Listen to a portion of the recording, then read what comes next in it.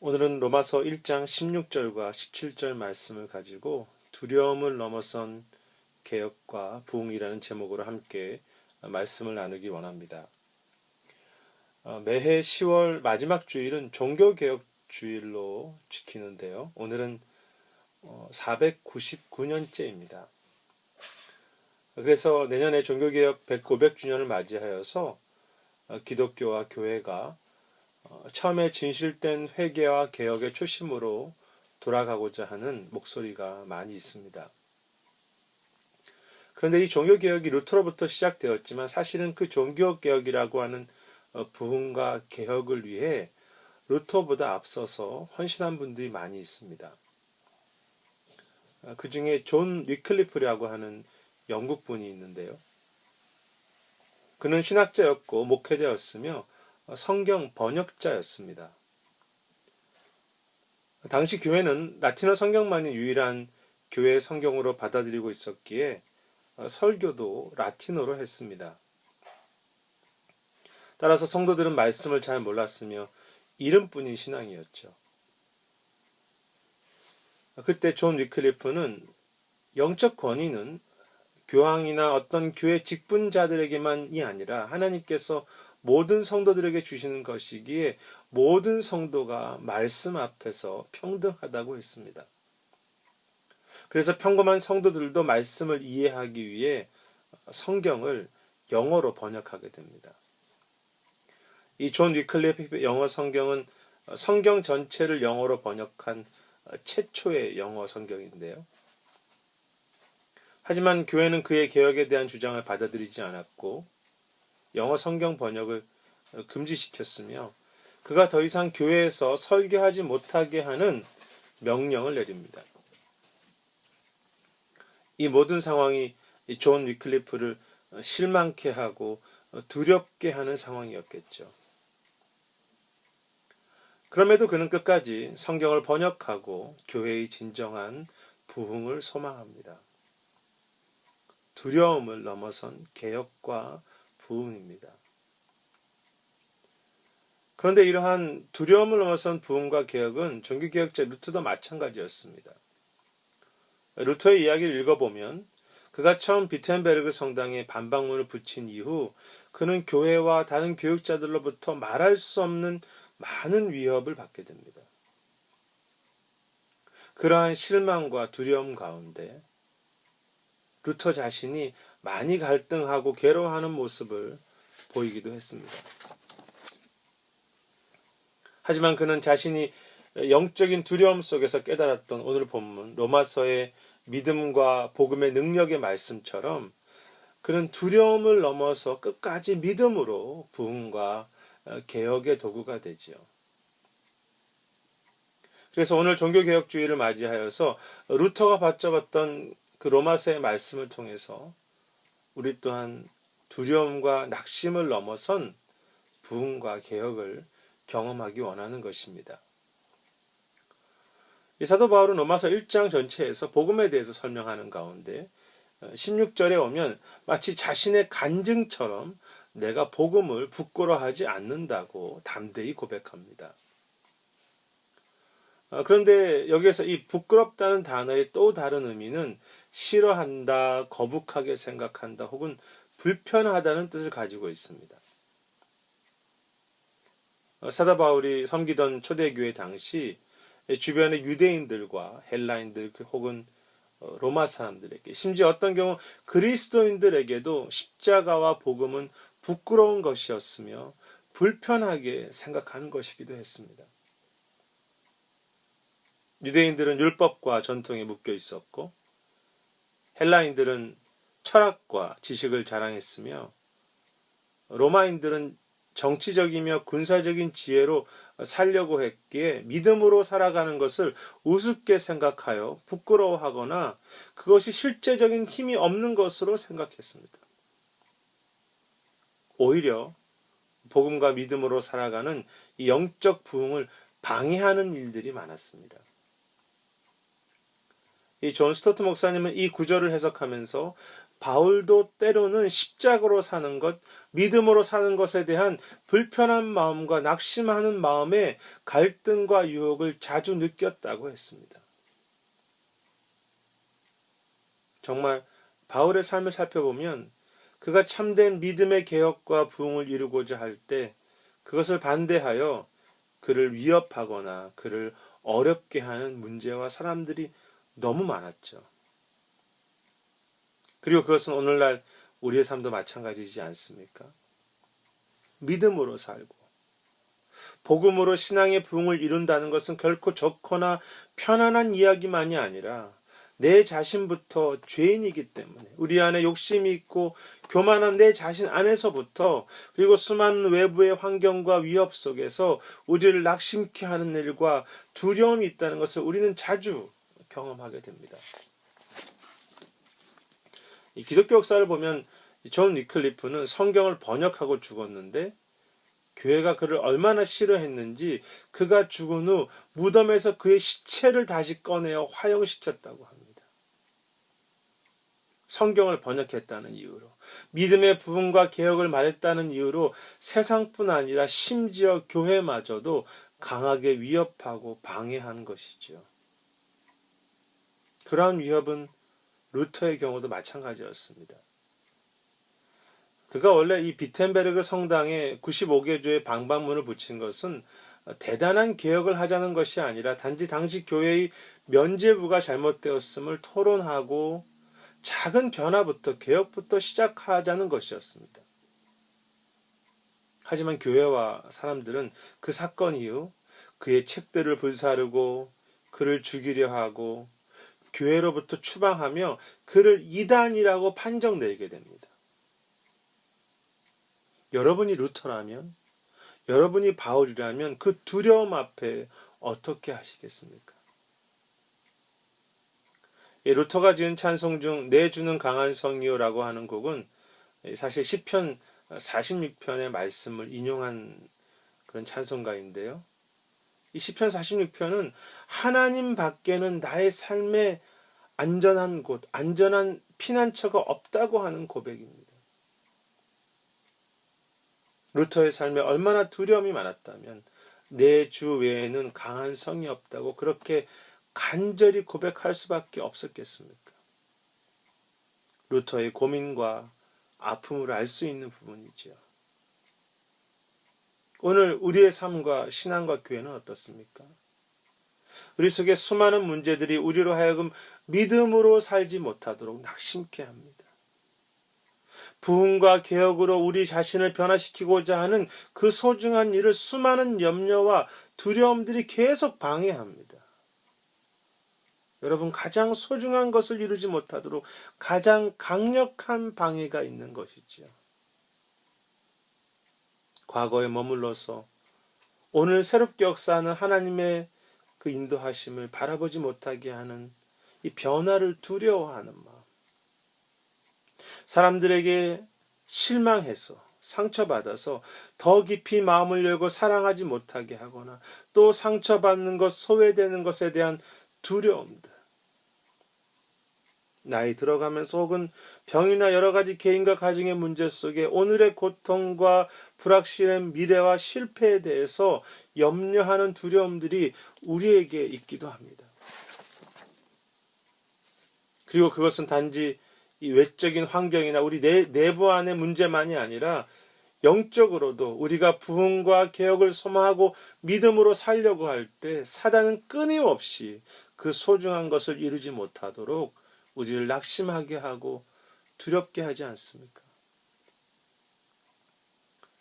저도 목회자로서 제 자신과 성도들이 변화되지 않는 것에 대한, 즉 이 변화의 열매가 없는 것에 대한 두려움도 있고요.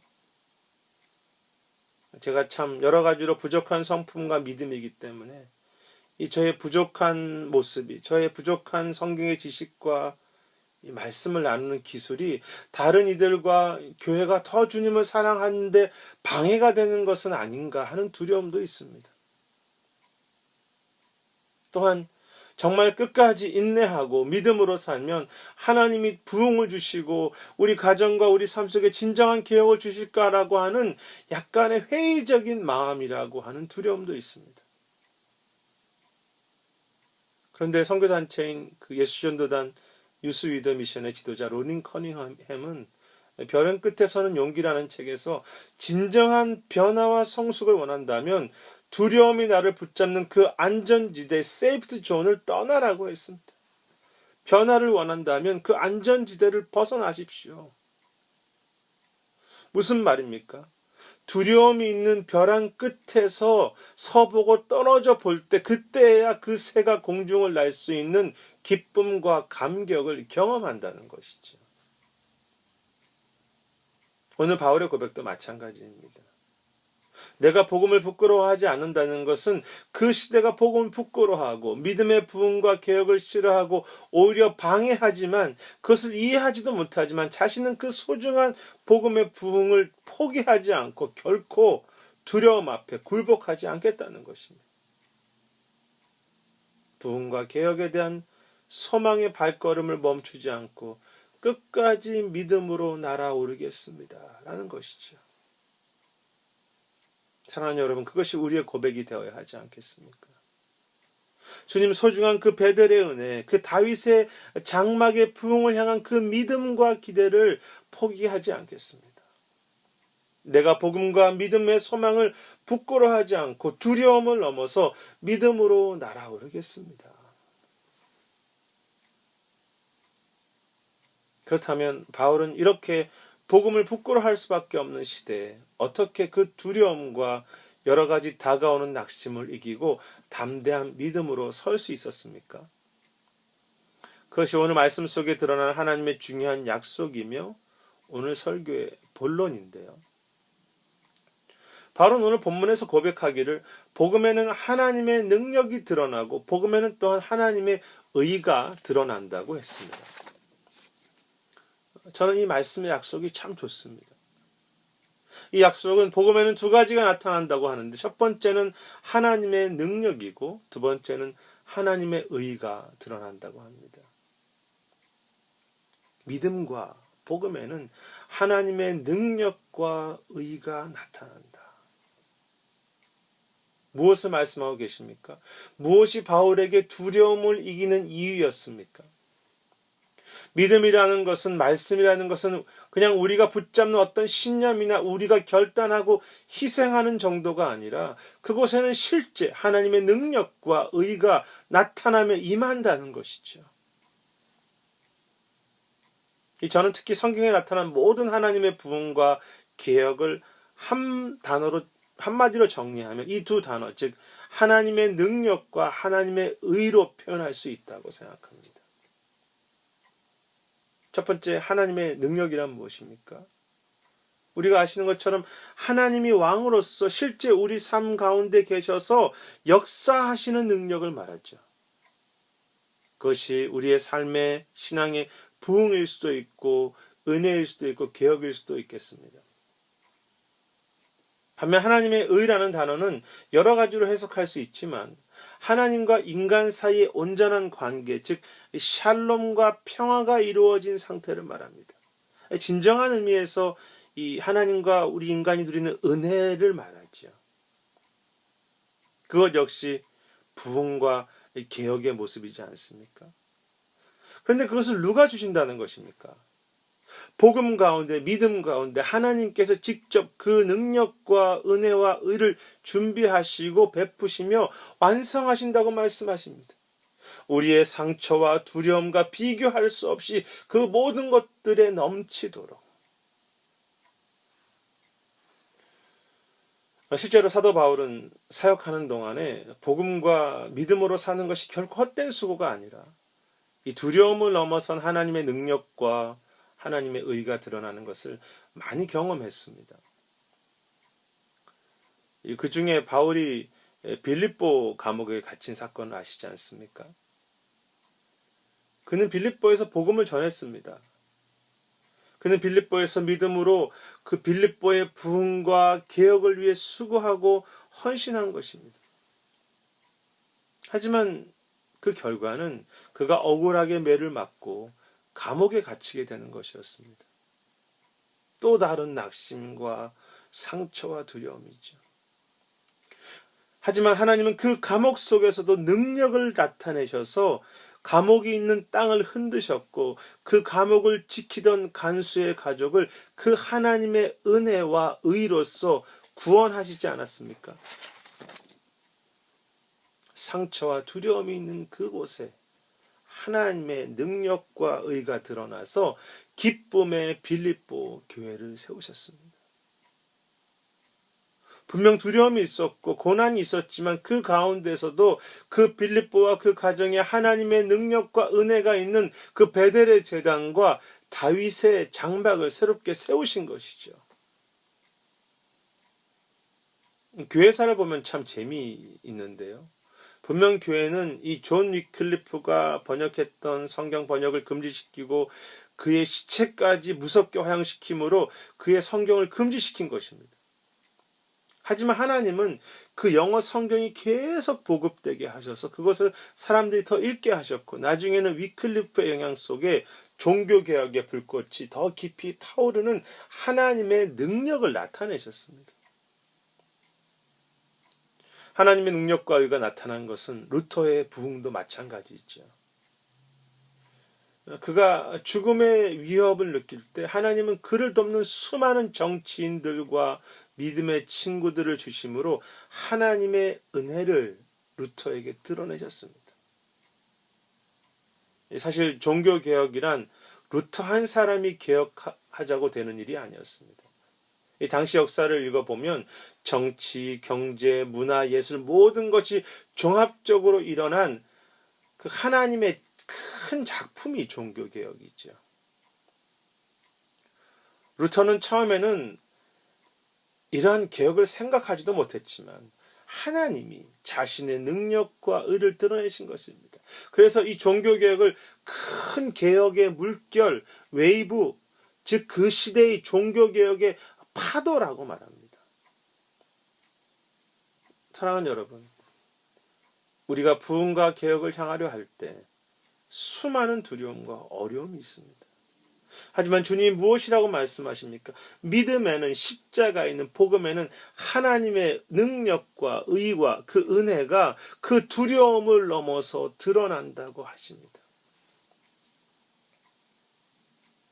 목회와 신앙생활 하면서 부흥을 외치고 믿음의 개혁을 말하는 제 자신이 그리고 제가 붙잡고 있는 그 십자가와 기도와 믿음으로 이 자녀를 키우고 이 복잡한 세상 속에 살아가며 목회한다는 것이 때로 초라해 보이고 힘이 없어 보일 때가 있습니다. 하지만 루터가 내적인 두려움 속에서 깨달았던 이 말씀, 복음에는 기도와 믿음에는 하나님의 능력이 드러나며 우리 모두를 살리는 의와 은혜가 드러남을 분명히 믿기 때문에 아니 부족한 믿음이지만 저의 목회와 가정 속에 그 능력을 맛보았기 때문에 그래서 오늘도 다시 소망하기 때문에 때로 넘어지지만 다시 용기를 얻고 일어서는 것이죠. 사랑하는 여러분, 두려움과 낙심 앞에 굴복하지 않고 아니 때로 넘어지더라도 다시 일어나 믿음과 기도와 말씀 속에 나타난 하나님의 능력과 의를 붙잡는 믿음의 회복과 치유가 이 아침에 함께 하시기를 주님의 이름으로 축복합니다. 십자가에는 믿음의 소망에는 부끄러움과 두려움을 이기는 넘어서는 하나님의 능력과 의가 역사하나니 따라서 이제 17절 하반절은 자연스러운 사도 바울의 믿음의 결단이겠죠.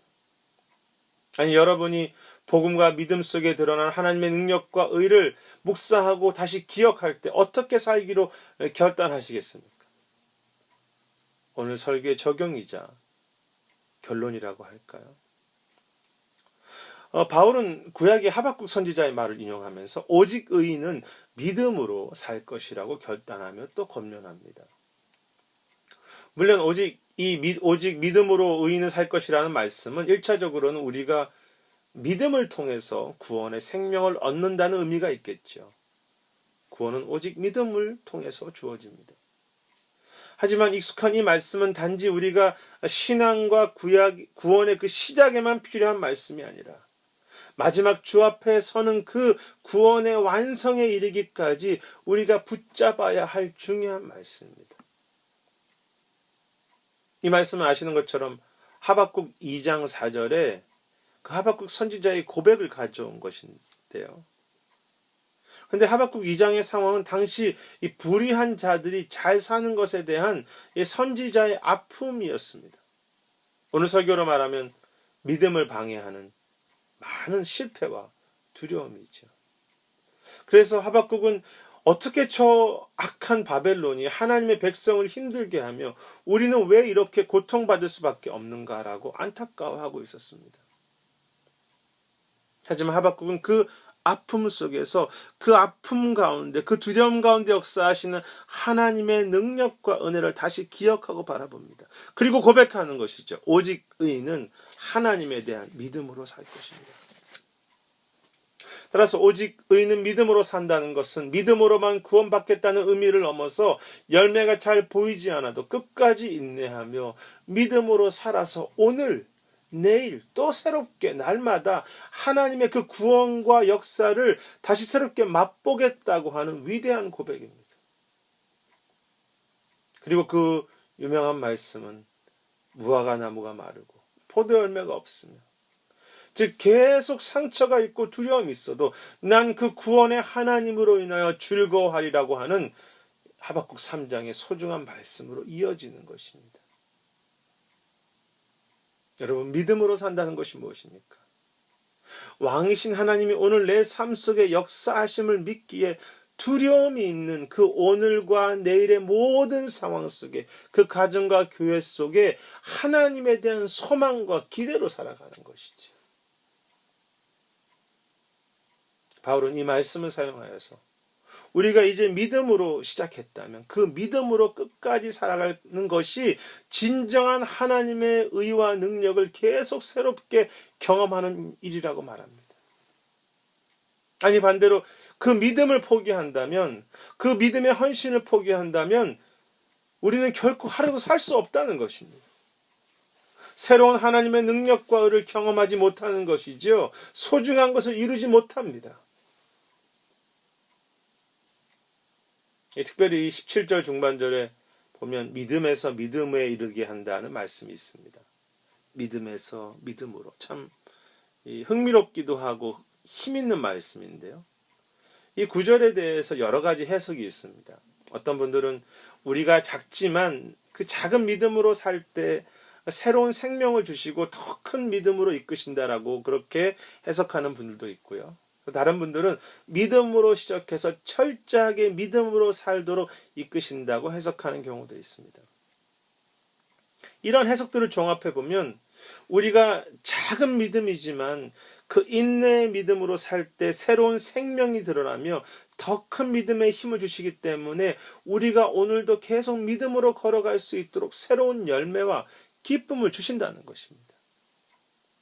참 기대되지 않습니까? 믿음을 포기하지 않으면 더 새로운 믿음으로 이끄신다고 합니다. 제가 보는 것과 다르게 좀 몸무게가 나아갑니다.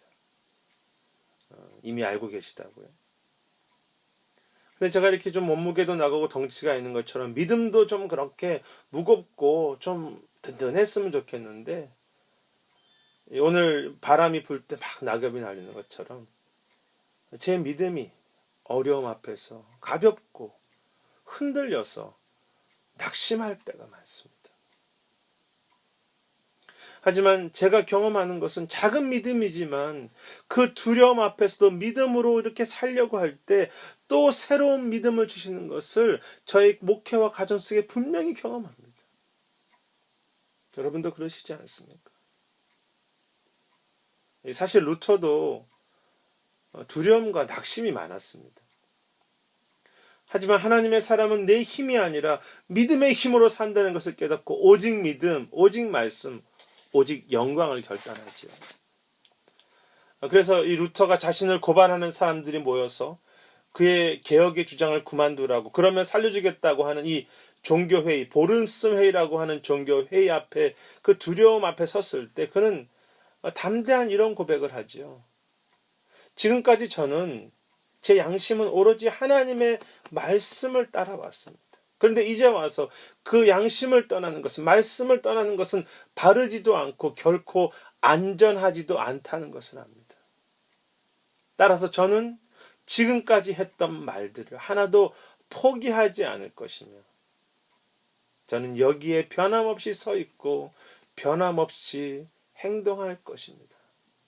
그러니 하나님, 저를 도와주십시오. 두려움 앞에서도 변함없이 포기하지 않고 담대하게 하나님을 향한 믿음으로 또 서겠다고 하는 고백이죠.